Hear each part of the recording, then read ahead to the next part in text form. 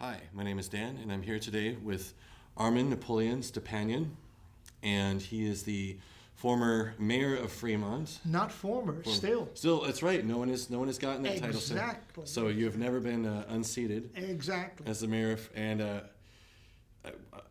what would you call it? The godfather, one of the founding fathers, the George Washington of recycling. The Christopher Columbus of curb collection. Curb collection. Or the grand guru of garbage. And you helped found curbside collection recycling in Seattle, and ultimately the state of Washington. And that now was Seattle the first one nationwide, or was that just in the state? The first exhibit of this behavior was in the Fremont district of Seattle, where I was already elected the honorary mayor. Okay. And after 13 years of demonstrating it in not only Fremont, but in Ballard and Wallingford and View Ridge and Magnolia and down South Seattle and Central District, all over Seattle, 13 years of saying, see, it works in every income bracket. It works in all different kinds of neighborhoods, and it's not peculiar to those long-haired, bearded hippies, which were at the time in the 70s fairly well known in Fremont, as well as the UW district. See? Mm-hmm. So it took 13 years before the city copied in 1988, mm-hmm. but it started in March of 1975. Now, when you had first begun this effort in Fremont, I got to read a quote here because I just thought this was hilarious. And this is describing Fremont, a comatose lady who had her day but is down in her cups.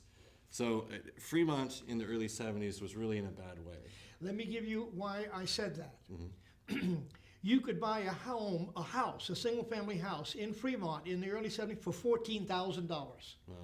You couldn't buy a garage or a shed in Fremont today for that kind of money. Oh, no. You could buy a two-story house for $40,000. Oh.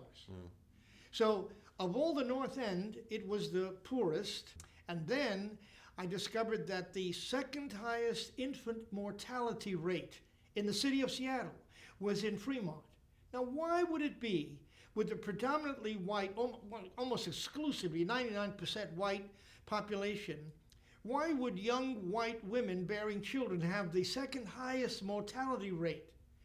It was because they were also poor and the housing prices were low. So who would live there but people who don't have any money? And if you don't have any money, you don't eat and you don't live well. Mm-hmm. So if you're undernourished and you're pregnant, you might have the second highest infant mortality rate.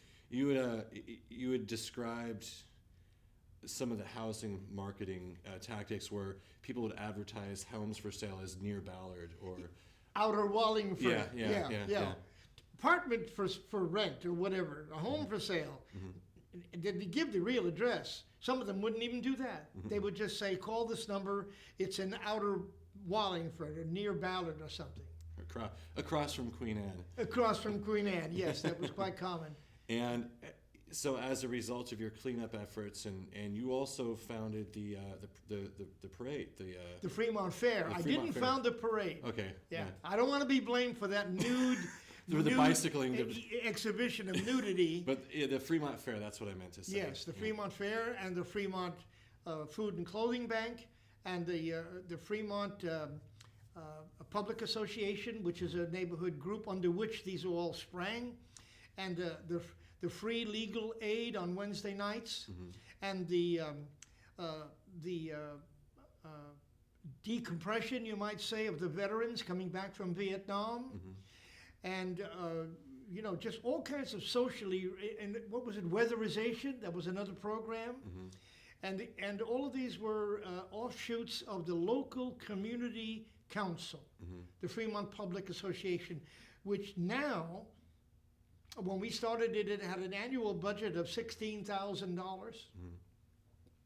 President Johnson, the Great Society, a few people on that, government payrolls and all to do all this.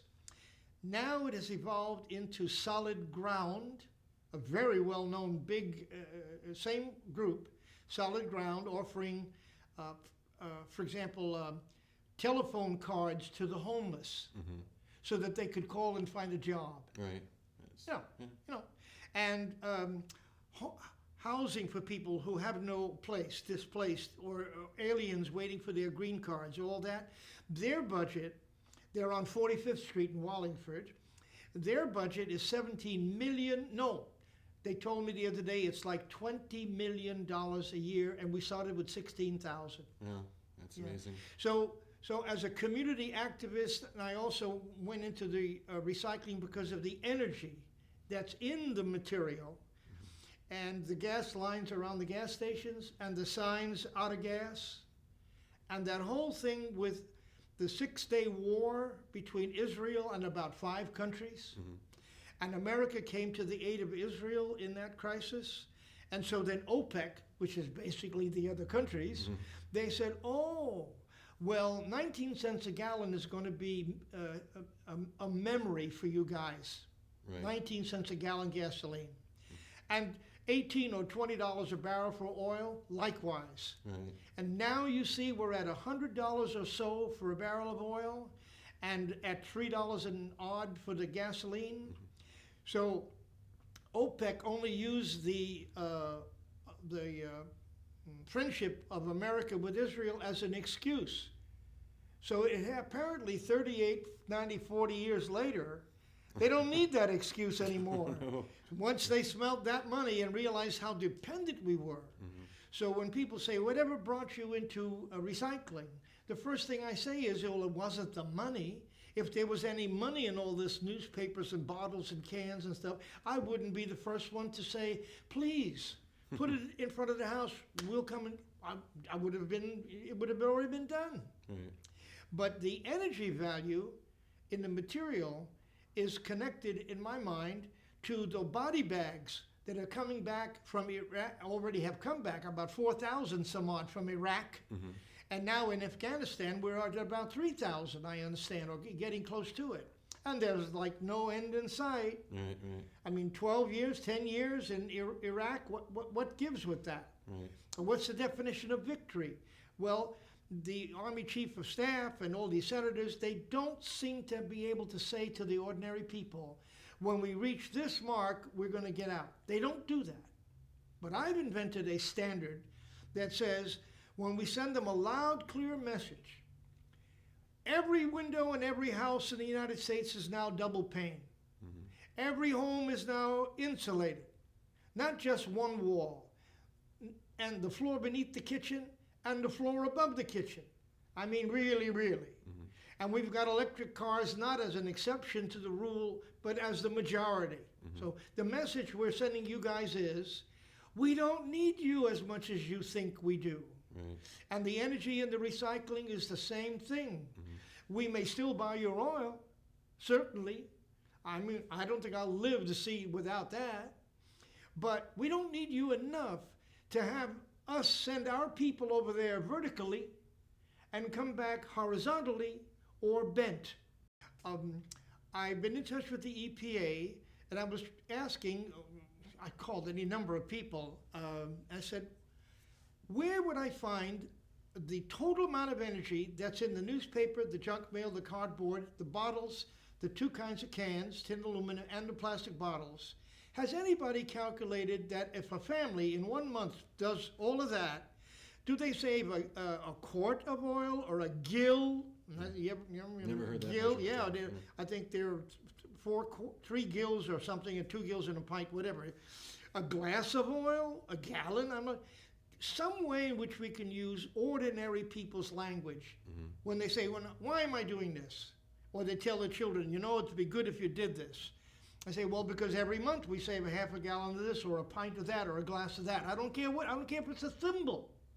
Because when you take a little thimble of diesel oil, a little thimble of it for each house in America, and you got 135 million homes in America, you got yourself quite a few barrels of oil. And as you know, these, I should say, and this, they're all made of petroleum. Petroleum is not sustainable. Unless you want to wait 20 million years for the next batch to cook down in Mother Earth, right? Right.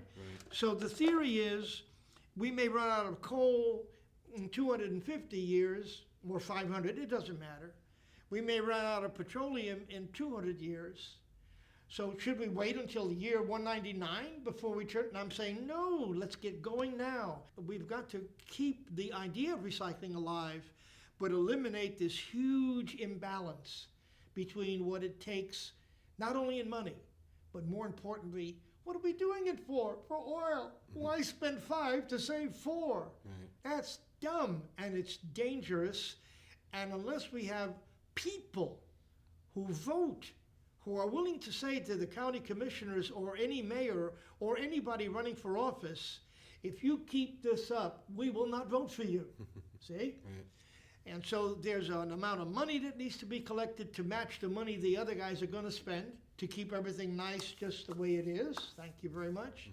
So without the money to fight the battle and the people to pull the lever behind the curtain, you can talk all you like, Dan, in my opinion. You know, I think that, and this is something that we've discussed earlier, you know, and I think that recycling is a conversation that needs to be, I think people need to think of it in the proper context. You know, when I was a kid, we didn't recycle anything. I mean, when we were, you know, 1988 was the year, and before that, recycling was this weird thing a few neighbors did. Right. Nobody, you know, before then, we never recycled. We were really, you know, we didn't put much thought into it. You know, once we started doing it, it was just this thing we had to do. And I think that, you know, you have to kind of look at it in terms of resource management, space management, Absolutely. You know, and reducing dependence on foreign resources. And the landfill. Yeah. And the raw material, and then this mechanistic system of picking it up, you know. And then after the war, the big thing from Madison Avenue was no deposit, no return. That was the beginning of the death of that ethic, that awareness, see. So then it, you know, it was fine, no deposit, no return, and then plastic, when oil was cheap, plastic blossomed. Problem is, Daniel, the price of oil has quintupled, but the changeover from glass to plastic has not respected that. Easy, simple reason.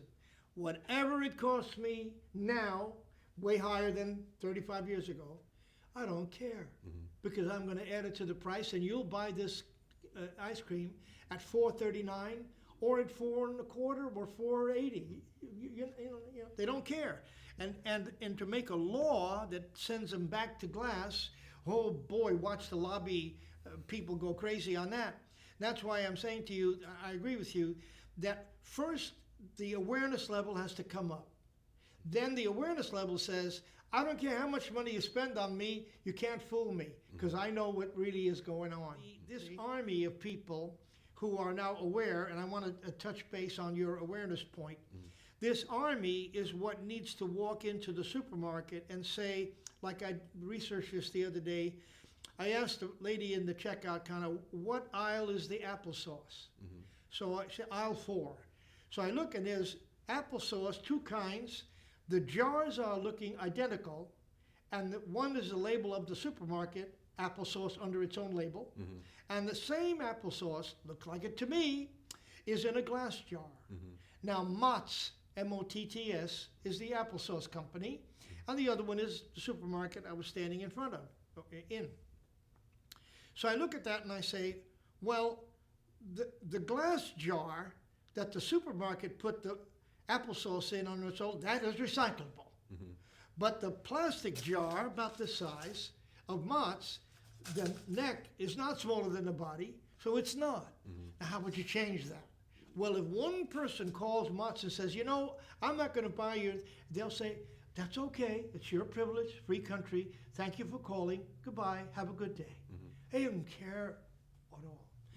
But if 100 people say to the manager of the supermarket, not only will we not buy that in that thing, but unless you call your distributor and tell him you will no longer order any, without the army to twist the arm of the manager of the market, and then without all of the markets twisting the arm of the distributor, Mott's isn't going to listen to anything.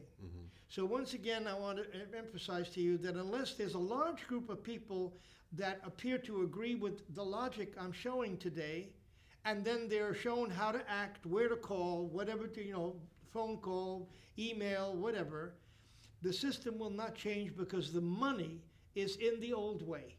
And a few people, they can afford to let them go by. Now, let me tell you about your awareness level. I discovered this, I'm sure I'm not the first one. The people are not a pound cake. The people are a layer cake. Look at any poll about who'll vote for this. 23% here, 18% there, and 14% undecided, So the people are not all going to do what we think is good. There's going to be a hunk that will, and the others will hang back and say, well,